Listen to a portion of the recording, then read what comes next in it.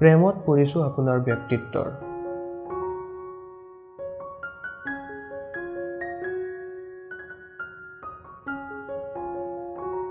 প্ৰেমত পৰিছো আপোনাৰ ব্যক্তিত্বৰ।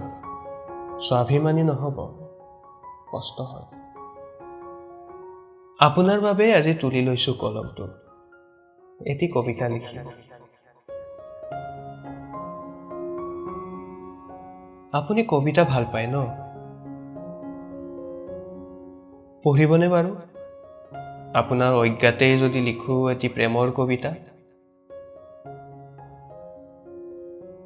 আপুনি ধুনীয়া নহয় বাহ্যিকতাৰে, আপুনি ধুনীয়া আপোনাৰ ব্যক্তিত্বৰে। আপুনি নাজানে আপোনাৰ স্বাভিমানী ব্যক্তিত্বই বাৰে বাৰে মোক চঞ্চলা আৰু অবাধ্য কৰে। বাধ্য হওঁ আপোনাৰ প্ৰেমত পৰিবলৈ। সেয়ে কওঁ, ইমান স্বাভিমানী নহব, কষ্ট হয়।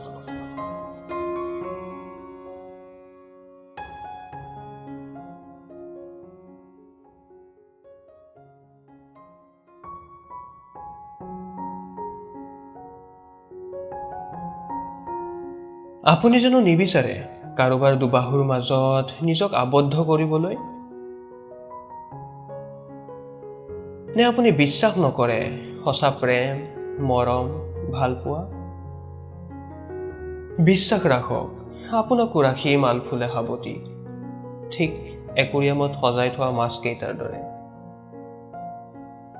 আপোনাৰ মৌনতাই বহু কথাই কৈ যায়, তথাপিও এই মৌনতাৰ সম্ভেদ বিচাৰি প্ৰতিনিয়ত বাউলী মই জনী। সেয়ে পুনৰ কওঁ, ইমান স্বাভিমানী নহবচোন, কষ্ট হয়।